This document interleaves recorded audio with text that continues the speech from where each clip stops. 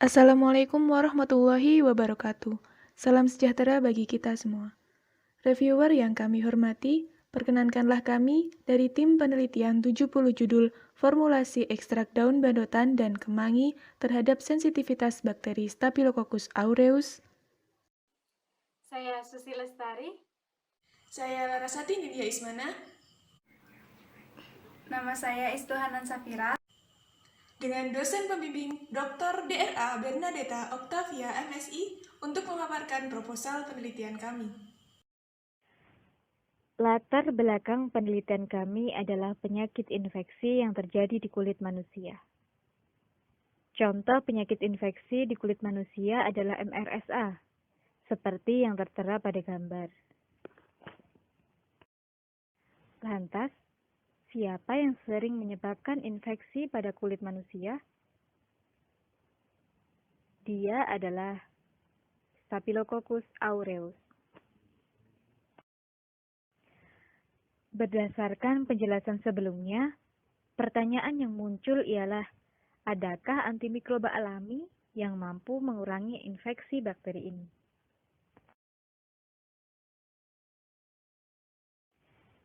Di sisi lain, Indonesia memiliki tanah dengan tingkat kesuburan yang tinggi, sehingga mampu ditumbuhi berbagai varietas tanaman.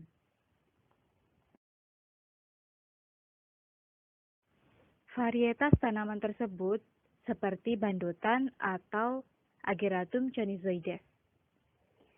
Ekstrak daun ini memiliki aktivitas antibakteri dan mampu menghambat pertumbuhan bakteri gram positif dan gram negatif. Selain tanaman bandotan, terdapat tanaman kemangi atau Ocimum santium. Minyak atsiri dalam daun kemangi memiliki kemampuan dalam menghambat pertumbuhan bakteri Staphylococcus aureus.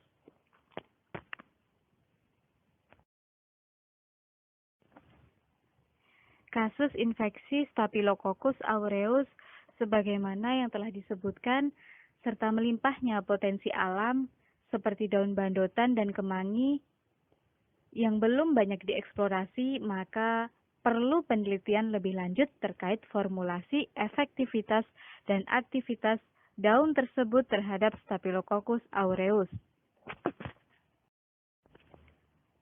Adapun rumusan masalah dari penelitian kami yang pertama adalah bagaimana pengaruh daya hambat kombinasi konsentrasi ekstrak daun bandotan dan daun kemangi terhadap sensitivitas pertumbuhan bakteri Staphylococcus aureus.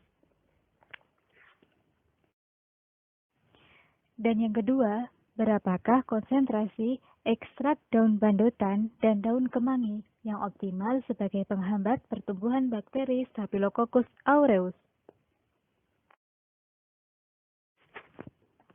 Selanjutnya adalah tujuan.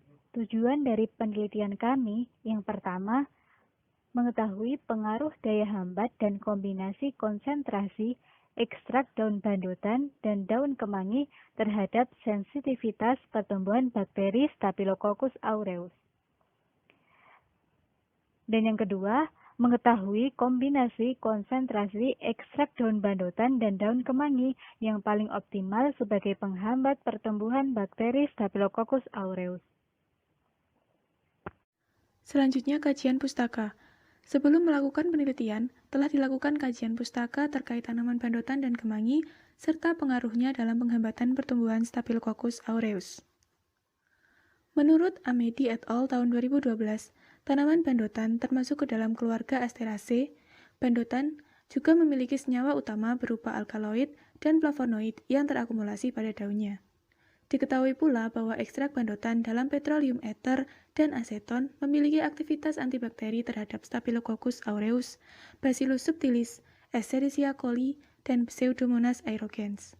Selain itu, menurut Hidayati tahun 2017, ekstrak bandotan dalam fraksi metanol dan etil asetat juga memiliki aktivitas antibakteri dan mampu menghambat pertumbuhan bakteri gram positif maupun gram negatif.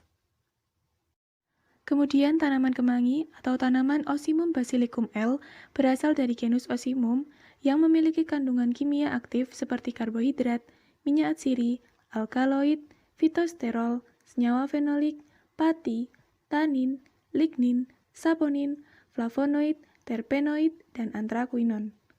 Menurut Larasati tahun 2016, kandungan kimia dari tanaman ini memiliki kemampuan dalam menghambat pertumbuhan bakteri seperti Staphylococcus aureus, Escherichia coli, Bacillus cereus, Pseudomonas florenses, Candida albicans, Streptococcus alpha, dan Bacillus subtilis.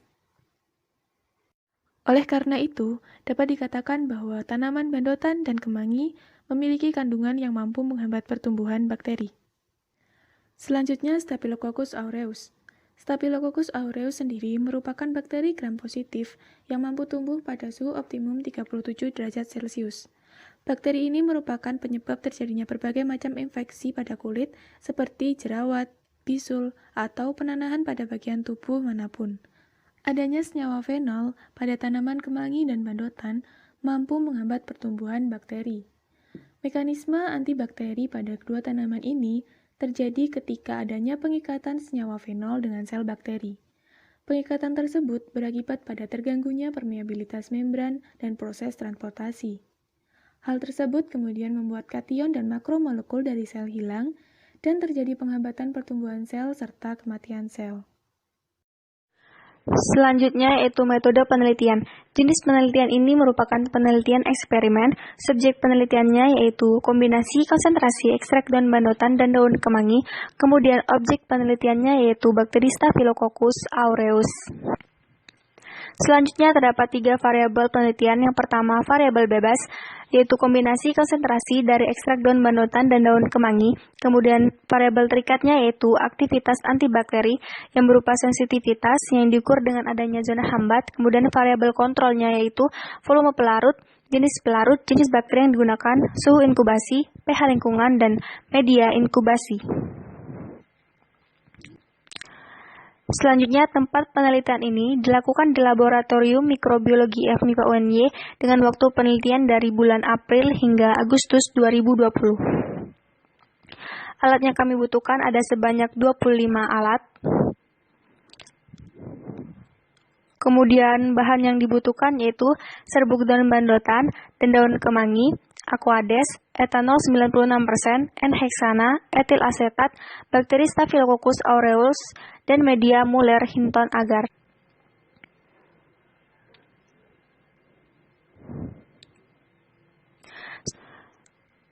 Selanjutnya, terdapat 3 prosedur kerja utama. Yang pertama, pembuatan ekstrak daun bandotan. Yang kedua, pembuatan ekstrak daun kemangi. Yang ketiga, pengujian antibakteri. Untuk pembuatan ekstrak daun bandotan, diperlukan serbuk dari keringan daun bandotan. Kemudian serbuk tersebut direndam dalam pelarut etanol 96%, kemudian disaring sehingga diperoleh filtrat pertama. Filtrat pertama direndam kembali dalam pelarut etanol 96%, kemudian disaring sehingga diperoleh filtrat yang kedua. Filtrat yang kedua diuapkan, diperoleh ekstrak murni daun bandotan, kemudian ekstrak murni tersebut di oven dan disimpan. Selanjutnya, pembuatan ekstrak daun kemangi. Serbuk daun kemangi yang telah dihaluskan kemudian dimaserasi menggunakan pelarut dengan kepolaran yang bertingkat, yaitu N-heksana, etil asetat, dan etanol 70%, sehingga diperoleh hasil yaitu ekstrak pekat N-heksana, ekstrak pekat etil asetat, dan ekstrak pekat etanol.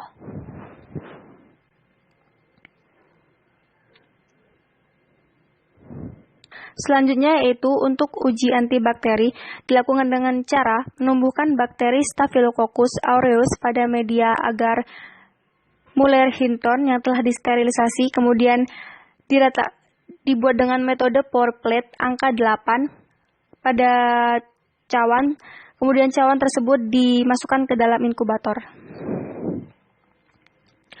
Analisis data yang kami lakukan yaitu menggunakan uji one way ANOVA pada taraf alfa 0,01 untuk melihat perubahan daerah hambatan perlakuan.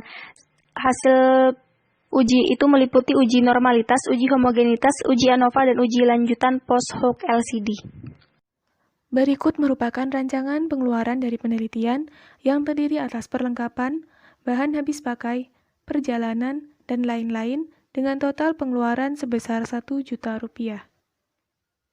Kemudian berikut merupakan jadwal kegiatan penelitian selama 4 bulan.